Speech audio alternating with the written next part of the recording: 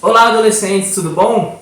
Vamos começar aí mais um vídeo de respostas aí da lição 7 da aula dos adolescentes. Estamos falando aí, nessa lição nós iremos falar sobre o rei Saul e agora nesse quarto dia nós iremos falar sobre 1 Samuel capítulo 15. O Cleiton já mandou aí o capítulo para vocês darem uma lida, vocês já leram. Eu mandei as perguntas, vocês já responderam, então agora vamos usar as respostas, tá? A primeira pergunta ela diz: quantos homens de infantaria Saul reuniu? Você tem 5 opções e a opção correta é a letra D.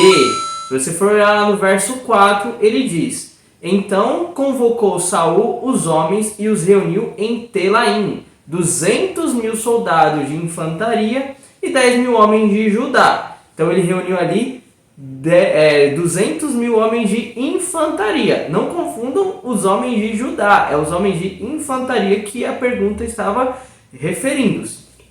A segunda pergunta diz: qual foi o povo salvo da destruição dos amalequitas, né? E aí você tem 5 opções e a opção certa é a letra A. Se for olhar lá no verso 6, ele diz: então disse aos queneus: retirem-se, saiam do meio dos amalequitas para que eu não os destrua junto com eles, pois vocês foram bondosos com os israelitas quando eles estavam vindo do Egito. Então os queneus saíram do meio dos amalequitas. Lembrando que Deus é justiça. Aquele que abençoa Israel seria abençoado. Isso estava lá desde Abraão. Então, como os queneus foram bons com o povo de Israel quando eles saíram do Egito, Deus ainda lembrava disso e poupou-lhe as suas vidas, tá? Então vamos aí à próxima pergunta que diz: qual o nome do rei dos amalequitas que foi capturado vivo?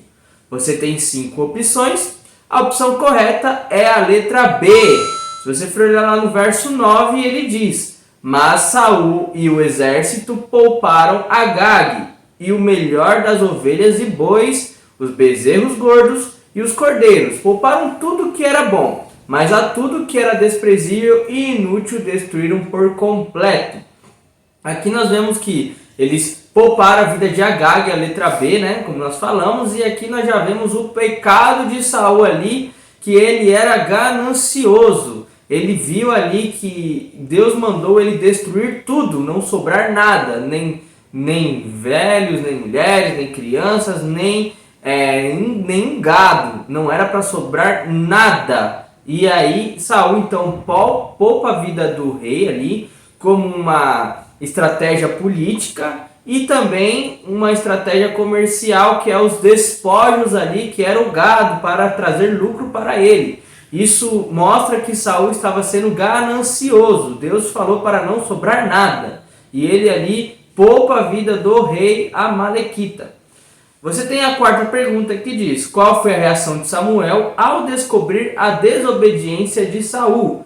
Você tem 5 opções, a opção correta é a letra E. Você for olhar lá no verso 11, ele diz: arrependo-me de ter constituído a Saul rei, pois ele me abandonou e não seguiu as minhas instruções. Samuel ficou irado e clamou ao Senhor toda aquela noite. Então ali Samuel fica irado, então a opção correta é a letra E. Vamos aí à quinta pergunta que diz: com que pecado Deus comparou a rebeldia? Você tem 5 opções, a opção correta é a letra C.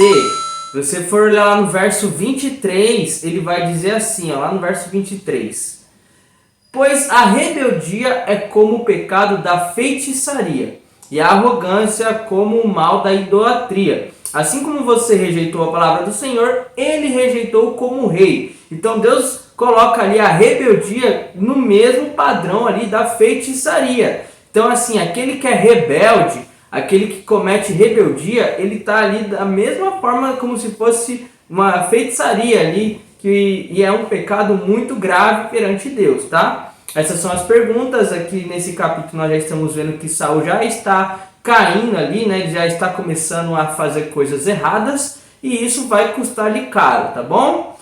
Vamos aí para as próximas perguntas e tchau!